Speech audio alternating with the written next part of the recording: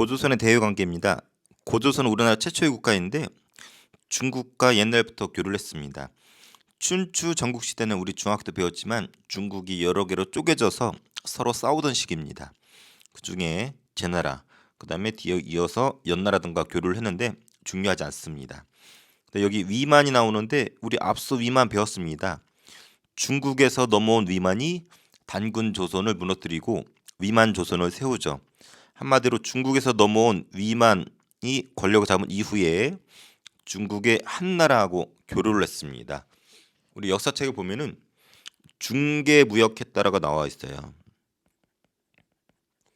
그래서 고조선이 있고 중국의 한나라가 있고 또 한반도에 진이라는 나라가 있었대요. 그래서 중간에서 한나라한테 물건 띄다가 진나라에 파는 이런 가운데 껴서 중개무역을 했는데 한나라가 요걸 마음에 들지 않아서 고구려를 공격을 합니다. 그것이 한무제예요. 우리 중학교 때 배웠지만 한나라에서 가장 유명한 황제가 한무제입니다. 한무제의 공격을 받아서 우리 최초의 국가인 고조선이 망하는 것이 기록이 되어 있습니다. 우리 중학교 때 한나라 배울 때 한무제 배웠습니다. 그때 기록으로 고조선이 망했다라고 기록되어 있어요. 다음 삼국입니다. 삼국의 대외 관계인데 우리나라가 삼국이었을 때 중국은 계속 쪼개져 있었어요. 5호 16국 시대, 그 다음에 남북국 시대 이렇게 이어지는데 특히 남북국, 중국이 남과 북조, 남조, 북조로 쪼개져 있었는데 대략 그림을 그리면 이렇게 됩니다. 중국이 북조로 해서 여러 나라들이 있었고 남쪽에는 남조로 해서 여러 나라들이 있었습니다. 이때 고구려가 있고 백제, 신라. 그래서 이렇게 우리 삼국때는 중국이 남북조로 쪼개져 있던 시기라는 거. 그 중에서 고구려 볼게요. 고구려는 여기서 5세기를 좀 볼 필요 있는데요. 이때 장수왕 때입니다. 그래서 중국의 남북조랑 모두 관계를 맺었어요. 이 장수왕이 똘똘한 것이 남조랑 북조랑 모두 관계를 맺으면서 남북조가 서로 견제할 수 있도록 균형 관계에 이뤘었다고 하죠. 조공책봉이라는 것은 우리가 남조나 북조에 조공을 바치면 한마디로 선물을 바치면은 책봉, 중국이 우리나라를 왕의 국가로 인정해주면서 우리가 주고 받고 이런 관계를 맺는 것을 조공책봉 관계라고 합니다. 장수왕은 똘똘한 것이 남북조 모두와 조공책봉 관계를 맺으면서 신뢰를 추구했었다라는 거. 그리고 이 남북조를 중국에서 통일하는 것이 수나라입니다. 그리고 고구려를 쳐들어오죠. 그래서 우리가 잘 알고 있는 살수대첩 기억납니까? 살수대첩이 벌어지죠. 그래서 우리 을지문덕 장군이 물을 모았다가 물로서 공격해서 수나라를 공격했던 살수대첩으로 수나라 공격을 막아내죠. 근데 수나라가 무리하게 고구려를 공격하다가 금방 망합니다. 그를 이어서 당나라가 등장을 하죠. 이 당나라의 공격을 특히 당나라 태종이라고 하는 황제가 직접 쳐들어오죠. 이번에는 유명한 안시성 전투, 영화 제목도 있죠. 안시성. 이때 양만춘 장군이 고구려 양만춘 장군이 당태종의 공격을 막아낸 안시성 전투가 유명하죠. 그래서 수당의 침략을 받았지만 고구려는 살수대첩과 안시성 전투로 수나라 당나라의 공격을 막아섭니다. 다음 백제입니다. 백제는 근초고왕 때 전성기였는데 이 부분을 좀 기억하면 좋을 것 같아요. 남조의 여러 왕조들과 외교 관계를 유지합니다. 백제 같은 경우는 특히 요 남조 부분, 요 북조가 있고 남조가 있다라면은 남조랑 교류를 많이 했었어요. 그래서 전통적으로 백제는 남조랑 교류했다. 그래서 남조의 여러 왕조랑 교류했었던 것이 백제이고 근초고왕 때는 특히 남쪽에 있었던 동진과 조봉 채권 관계를 맺었다라고 되어 있죠. 우리 앞서도 잠깐 소개됐을 수도 있는데 백제가 불교를 받아들인 게 이 동진입니다. 그래서 남쪽에서 불교가 들어왔고 근초고왕 때도 동진과 조공 채권 관계를 맺었고 남조의 여러 나라랑 관계를 맺은 것이 백제다. 그 증거가 이겁니다. 한 번쯤 들어봤을 거예요. 무령왕릉. 백제의 무령왕의 무덤인데 이것이 대단한 문화재인데 특이한 점은 이게 벽돌 무덤으로 되어 있습니다. 무덤을 벽돌로 만들었어. 근데 우리나라 원래 전통적인 무덤 양식은 벽돌이 아니거든요. 이 벽돌 무덤은 이 남조의 무덤 양식입니다. 그래서 문화적으로도 남조의 영향을 받았다라는 것이 이 무령왕릉을 통해서도 확인이 됩니다. 그래서 백제는 남조랑 친근했었다. 이 정도 알아두고, 근데 예외적으로 5세기 후반에 북조에 북이라는 나라가 있었거든요. 여기에 사신을 파견합니다. 그리고 편지를 줍니다. 북조가 여기 북쪽에 있었는데 북이가 북조에 있었는데 고구려로 공격해달라고 편지를 보냈는데 이게 고구려에 걸립니다. 그래서 고구려의 장수왕이 이것을 캐치하고 오히려 백제를 공격하게 되는 계기가 되죠. 그래서 전통적으로 백제는 남조랑 친했고 북조에 외적으로 북이에 편지를 보냈는데 고구려를 공격해달라는 편지였지만 그것이 고구려에 걸리면서 오히려 고구려 장수왕이 쳐들어오게 되는 계기를 마련해줬다. 자, 신라입니다. 신라는 힘이 약했어요. 좀 찌질해서 고구려 백제의 도움을 받아서 중국과 소통을 했었는데, 근데 문제는 나중에 마지막 전성기가 신라가 찾아오죠. 6세기의 진흥왕 때인데 한강 유역을 차지합니다. 언제? 신라 진흥왕 때. 그래서 이렇게 있는데 이제 한강을 직접 신라가 차지했잖아요. 그래서 서쪽으로 바로 중국과 소통을 합니다. 그래서 직접 중국의 왕조에 사신을 파견하고 적극적으로 중국과 직접적으로 교류한 것이 한강을 차지한 진흥왕 이후라는 것 정도만 이해해 주면 될 것 같습니다. 자, 일본과의 관계입니다. 우리 전통적으로 삼국과 가야는 철이나 토기 같은 것을 일본에 전달해 줬어요. 그래서 이렇게 전달해 주는데 일본의 야마토 정권 성립에 기여를 했었다고 하죠. 이때만 하더라도 일본보다 우리 삼국이 더 선진국이라서 우리 고구려 백제 신라랑 가야가 철기나 토기 같은 거, 또 불교 같은 거, 그래서 일본에 전달을 해주면서 일본의 야마토 정권이라고 하는 고대 국가가 성장하는 데 기여를 합니다. 특히 여기 가야 토기가 유명한데 이것이 일본에 전해져서 일본의 스에키 토기라고 하는 일본의 토기 문화에 영향을 줬었다고도 얘기합니다. 그다음에 남북국입니다. 우리 앞서 소개해줬을 거예요. 중국도 남북국이 있었지만은 우리 삼국 통일을 신라가 하죠. 그래서 남쪽에는 신라가 자리 잡고 북쪽에는 발해가 자리 잡는데 요 시기를 남북국 시대라고 앞서 정치사 할 때 쌤이 얘기해 줬습니다. 그래서 그림으로 그리면은 이렇게 됐었죠. 그래서 남쪽에 신라가 자리 잡았고 북쪽에 발해가 자리 잡았었죠. 그래서 신라를 남국, 발해를 북국 해가지고 요 두 개를 합쳐서 우리가 남북국이라고 지금 부르고 있죠. 혹은 남북국 시대라고 부르죠. 요거 누가 처음 남북국 시대라는 표현을 썼다고 그랬어요? 기억나는 사람 있나요? 앞서 유득공이라는 조선시대 사람이 처음 불렀었다고 했습니다. 그의 책 발해고라는 책에서 남북국이라는 시대를 처음 썼었어요. 옛날에는 신라만 얘기했는데 발해가 북쪽에 있었던 우리 국가다 해서 남국, 북국해서 남북국이다. 그래서 유득공이 발해를 처음으로 우리 역사로 인식했었던 사람이고 발해고란 책에서 언급했었다라는 것 정도. 그래서 지금 너무나 당연하게 남북국이라는 표현을 씁니다. 그래서 신라부터 볼게요. 신라의 외교 관계인데 중국과는 처음에는 나당 전쟁 기억나죠?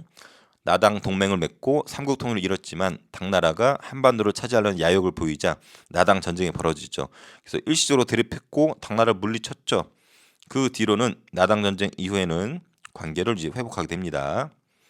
그리고 발해 같은 경우는 선생님이 우리 왕 4명 기억해달라고 그랬었죠. 대조영, 무왕, 문왕, 선왕. 그래서 앞에 정치사 할 때 배웠습니다. 근데 여기서는 이제 무왕하고 문왕 정도만 기억하면 돼요. 무왕, 싸울 무자라고 그랬었죠. 그래서 무왕 하면은 당나라하고 사이가 안 좋았다라는 거. 문왕은 당나라랑 사이가 좋았다라는 거.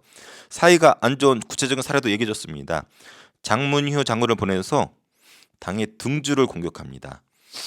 그림을 그리면 이렇게 돼요. 이렇게 있어서 이렇게 튀어나온 부분 있죠. 요게 산둥반도라고도 하고, 반도란 말은 바다 쪽으로 볼록 튀어나왔다는 걸 말하죠. 보다시피 이렇게 볼록 튀어나왔기 때문에 산둥반도라고도 해요. 산둥반도에서 이 큰 도시가 등주인데 요 부근을 장문휴 장군을 보내서 무왕 때 공격을 했다라는 거예요. 선제 공격입니다. 그래서 싸울 무자를 씁니다. 무왕 때 장문휴를 보내서 전쟁했었다. 근데 문왕 때는 이게 사이가 좋을 문자라고 그랬었죠. 당과 친선 관계를 유지하고 교류를 합니다. 심지어는 당나라가 이때 최고 선진국이거든. 당나라 문화를 받아들입니다. 대표적인 게 당나라의 삼성육부제 받아들였다고 앞서 배웠습니다. 그리고 당나라의 수도가 장안이거든요. 장안성이 계획 도시야. 이 장안성을 붙다서 발해가 상경성이라고 해서 장안성을 본뜬 수도 상경성을 만들게 됩니다. 그래서 당나라의 문화 삼성육부 장안성을 본뜬 수도를 건설했었다. 그래서 이런 부분은 문왕 이후에 친선관계 유지하면서 나온 부분입니다. 다음은 이제 남북국가 신라의 관계입니다. 남북국가 일본의 관계네요. 좀 그렇게 중요하진 않아요. 신라가 처음에 당나라하고는 대립했었죠. 나당 전쟁이 있었잖아요. 그럼 배후의 일본하고는 적이 될 수가 없겠죠. 그래서 일본과 적극적인 외교 활동을 했었다는 이야기고, 근데 당과 관계가 좋아진다 그랬었잖아요. 그때는 일본과 마찰을 일으킵니다. 일본이 우리를 조공바치라고 하면서 마찰을 일으키게 됩니다. 하지만 8세기 이후에는 완전히 단절이 되고 그냥 장보고의 활동 정도만 기억하면 될 것 같아요. 장보고는 우리 초등학교 때 많이 들어봤을 거예요. 자, 지도로 그려보면 이렇게 있죠. 그래서 당나라가 있고 여기 이제 외가 있는데, 그리고 여기 섬이 있습니다. 여기가 이제 완도라는 섬인데 여기에 장보고가 해상기지, 해군기지를 하나 건설합니다. 그 해군기지가 청해진이라는 거예요. 왜 여기다 설치했냐면 당나라하고 외가 교류를 하고 외랑 당나라 교류하고, 그래서 이 길목이 당나라, 외, 신라가 교육하는 딱 가운데야. 거기다가 이제 완도를 거점으로 청해진 기지를 설치해서 무역 같은 거 체크하고, 여기 또 무역량이 많다 보니까 해적들이 많습니다. 해적들을 통제하고 요 남쪽의 해상 무역권을 장악하기 위해서 완도에 청해진을 설치한 실력자 장보고, 신라 후기라는 거 알아두세요. 그래서 신라랑 일본의 관계는 그렇게 중요하진 않지만 처음에는 외교를 했고 나중에 마찰을 일으켰지만 이 위치상 장보고의 청해진 정도 기억해주면 될 것 같아요. 발해도 마찬가지입니다. 발해하고 외 관계도 처음엔 적극적으로 교류했지만 나중에 발해도 문왕 이후에 당나라 관계가 좋아지죠. 그래서 별로 그렇게 교류를 많이 하진 않습니다. 이 지도를 보고 설명해 줄게요. 일단 신라랑 발해가 있죠. 그래서 신라랑 발해를 합쳐서 남북국이라고 한데 있어요. 신라가 남국, 발해가 북국. 근데 여기 보면은 볼록 튀어나온 요 부분, 선생님 뭐라고 그랬었어요? 요 부분 산둥반도라 부른댔죠? 그래서 산둥반도에 보면은 신라관이 있습니다. 이 신라관은 신라인들의 집단 거주지를 신라관이라고 해요. 발해관도 마찬가지예요. 발해 사람들의 집단 거주지인데 신라관, 발해관이 있었다라는 것은 신라 사람들도 여기 많이 오고 발해 사람들도 많이 왔었다라는 거예요. 어디로? 산둥반도로. 그래서 지명을 얘기하면 산둥반도라고도 하고 여기 등주라고도 합니다. 등주가 산둥반도에 있는 대표적인 도시이기 때문에 요새는 산둥반도라는 표현보다 등주라는 표현을 많이 씁니다. 그래서 이 등주 지역, 산둥반도 지역에 발해관, 신라관이 있을 정도로 많은 발해랑 신라 사람들이 있었다라는 거. 그 당항성이 이 서해안에서 바로 당나라로 갈 수 있는 당항성, 그리고 여기 울산, 이 울산항이 신라의 국제무역항이에요. 그래서 알아두세요. 신라의 국제무역항은 어디냐? 울산항이다. 울산항을 통해서 국제무역을 했었다. 그리고 당나라랑 일본이랑 신라가 무역을 많이 하는 길목이 여기였었죠. 그래서 여기에 청해진이 있었다 그랬죠. 누가 세웠다? 장보고가. 그리고 이 청해진이 위치한 요 섬의 이름은 완도다. 그래서 완도에 청해진, 장보고, 해군기지 이 정도 알아둬야 되겠죠. 그리고 발해는 당나라하고도 나중에 문왕 이후에 관계도 좋아지지만 신라하고 일본하고도 교류를 한다 그랬었죠. 그래서 보면 여기 일본도라고 있습니다. 그래서 이렇게 바다를 이용해서 일본에 가는 길도자, 길이 있었고 신라도도 있죠. 그래서 이렇게 동해안을 타고 신라로 가는 신라도. 그래서 신라도, 일본도가 있을 정도로 발해는 당나라뿐만 아니라 일본하고 신라하고도 교류는 있었다. 이 정도 알아두면 좋을 것 같아요. 그럼 지우고 흐름 살펴보고 문제를 풀어보도록 할게요. 자, 고조선의 관계에 고조선 춘추 전국시대부터 교류는 있었다. 그리고 위만 이후에 한나라의 무제의 공격으로 망했다. 이 정도 말아도 될 것 같아요. 그래서 우리나라를 무너뜨린 사람은 누구다? 한나라의 무제라는 황제였다. 자, 삼국시대. 삼국시대 중국은 뭐했다? 분열돼 있었다. 그래서 5호 16국 시대를 지나서 남북국 시대, 특히 남북국 시대를 기억하라고 그랬었죠. 그래서 북국, 남국 이렇게 쪼개져 있었다. 아니죠. 남조, 북조죠. 남조, 북조. 그 중에서 고구려. 고구려는 똘똘하다고 그랬었죠. 특히 5세기 어느 왕 때? 장수왕 때. 장수왕은 똘똘하게도 북조하고 남조하고도 고루고루 친했었죠. 그래서 서로 견제할 수 있도록. 그래서 중국이 한반도를 쳐들어올 수 없게 견제를 잘 했어요. 그리고 남쪽으로 쳐 내려갔죠. 그래서 남진 정책으로 백제를 무너뜨린 것이, 백제를 공격해서 서울을 함락시킨 것이 장수왕이라고 앞서 배웠습니다. 그래서 5세기 장수왕 때는 중국의 남북조랑 모두 관계를 맺고 신뢰를 추구했다. 그리고 남진 정책으로 백제를 공격했다. 근데 이 남북조를 통일한 게 누구다? 수나라다. 그래서 고구려를 쳐들어왔었죠. 그래서 살수대첩, 을지문덕 장군이 물리쳤다. 그리고 뒤이어서 당나라가 들어서고 당나라도 당태종이 직접 쳐들어왔었죠. 그래서 이번에는 안시성 전투, 그리고 양만춘 장군이 막아섰다. 그래서 수당의 전쟁을 모두 고구려가 격퇴를 합니다. 그리고 백제는 근초고왕뿐만 아니라 백제는 전통적으로 동진하고 친했어요. 동진은 이 남조에 있는 나라 중에 하나였었죠. 불교도 동진으로부터 받았습니다. 그리고 남조의 여러 왕조랑 외교 관계를 맺었었다라는 거, 증거가 있느냐? 있었다고 그랬죠. 문화재로서 무령왕릉이 있다고 했었습니다. 무령왕의 무덤, 무령왕릉. 왜 이게 남조와의 교류 증거냐? 벽돌무덤이라는 거. 벽돌무덤은 우리나라의 전통적 양식이 아니었었죠. 남조의 양식이라고 얘기했었습니다. 전통적으로 백제는 남조랑 친한데 예외적으로 북조랑 교류했었을 때가 북조의 한 나라에 있던 북이에 편지를 썼었죠. 뭐라고 편지 썼냐면은 북이가 고구려를 공격 좀 해달라라고 백제가 요청을 했었었죠. 근데 이 편지가 이때 국서라는 표현을 쓴대요. 이 국서가 발견이 되면서 장수왕이 발끈하고 백제를 쳐들어가게 되죠. 그래서 전통적으로 백제는 남조랑 친했고 북이한테 편지를 쓴 적이 있었다라는 거. 자, 신라는 제일 약한 나라였었죠. 하지만 6세기에 한강 차지하면서 직접 중국과 교류했었다라는 거. 그래서 아까 여기 본 것처럼 당항성을 통해서 직접 중국으로 갔었다라는 거 정도만 알아두세요. 그리고 전통적으로 삼국과 가야가 일본의 문화를 많이 전파해줬다. 그래서 일본의 야마토 정권의 성립에 기여를 했다. 그리고 남북국 시대 얘기했습니다. 이렇게 쓰면 북쪽에 발해가 북국, 아래 신라가 남국, 합쳐서 남북국, 유독공의 발해고에 처음 쓰여졌다고 했습니다. 신라, 나당 전쟁 이후로는 관계를 회복하면서 꾸준히 관계가 좋았습니다. 발해는 두 명만 기억하면 되죠. 무왕 땐 어땠다? 싸웠다. 싸울 무자. 장문율을 보내서 둥주로 공격했다. 하지만 문왕 이후에는 친선 관계가 유지가 되었다. 그래서 문화도 주고받았었죠. 삼성 육부제를 받아들였고 당나라 수도였던 장안성을 모방해서 상경성, 성이 중국의 당나라 수도를 따라했다. 상경성은 여기 있는 거죠. 이것이 중국 당나라 수도였던 장안성을 따라했었다라는 거.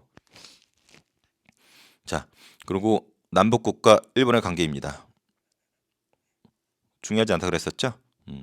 요 정도 기억하면 될 것 같아요. 장보고를 통해서 해상 무역을 장악했었다. 그래서 이렇게 있고 당나라, 신라, 일본을 요 아래쪽 요 바다를 장악한 것이 장보고였었다. 그래서 뭘 세웠다? 청해진이라는 해군 기지를 세웠다. 지금 어디다? 완도다. 이 정도 알아두고, 자, 발해는 문왕 이래로 당과 관계가 개선이 되면서, 아니죠. 발해는 당과 관계가 개선이 되면서 일본과는 뭐 결혼을 했지만 그렇게 많은 교류는 하지 않았다. 그래서 일본과의 관계는 요 장보고 빼놓고는 별로 중요하지가 않아요.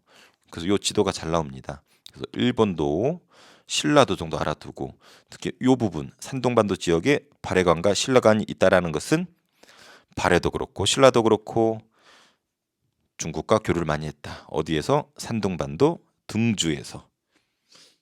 자, 문제 풀어볼게요. 자, OX네요. 자, 4, 6세기의 중국은 5호 16국 시대를 거쳐 남북조 시대로 분열됐었다. 얘기해줬죠. 5호 16국에서 남북조, 남조 북조 시대다. 그래서 삼국시대가 같다고 얘기했었습니다. 백제, 중국의 남북조랑 모두 조공관계 책병을 맺었다. 아니죠. 백제는 주로 어디랑 맺었었다고 그랬죠? 남조. 남조 중에서 친한 나라가 동진.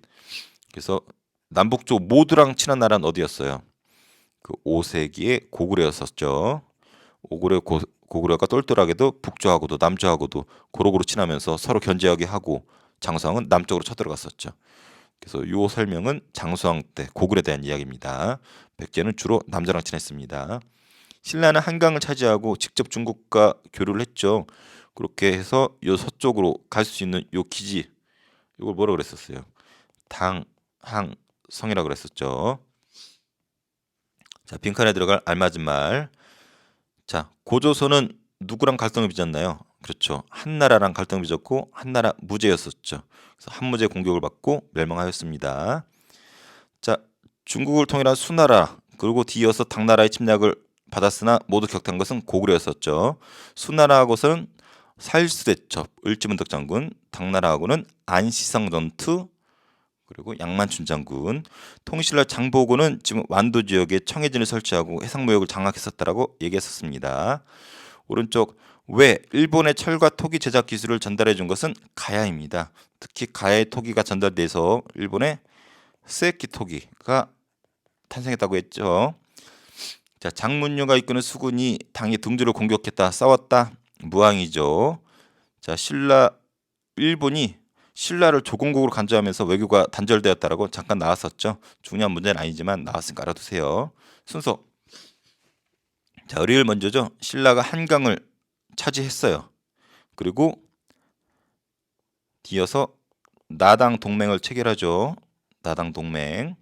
그리고 나당 동맹의 목적은 한반도의 백제랑 고구려를 무너뜨리는 거였는데 첫 타겟이 백제였었죠. 그래서 백제를 무너뜨리고 그 다음에 고구려 무너뜨리죠. 근데 나당 동맹의 약속이 한반도 남쪽은 신라가 차지하고 북쪽만 당나라가 차지하는 거였는데 당나라가 한반도를 다 차지하려고 그러죠. 그래서 나당 전쟁이 벌어지죠. 그래서 당나라를 밀어내죠. 그래서 니은이 다음입니다. 그런 다음에 삼국 통일이 벌어지죠. 그래서 북쪽에 발해가 생기고 남쪽은 통일신라, 남북국 시대가 이뤄지죠. 그리고 나중에 신라하고 일본이 외교 관계가 단절이 되죠. 왜냐하면 일본이 신라를 조공국으로 지정하면서 외교 관계가 단절이 됩니다. 미음은 그렇게 중요하지 않은데 여기 나왔네요. 최소한 요 기역, 니은, 디귿, 리을 순서 정도는 알아두면 좋을 것 같아요.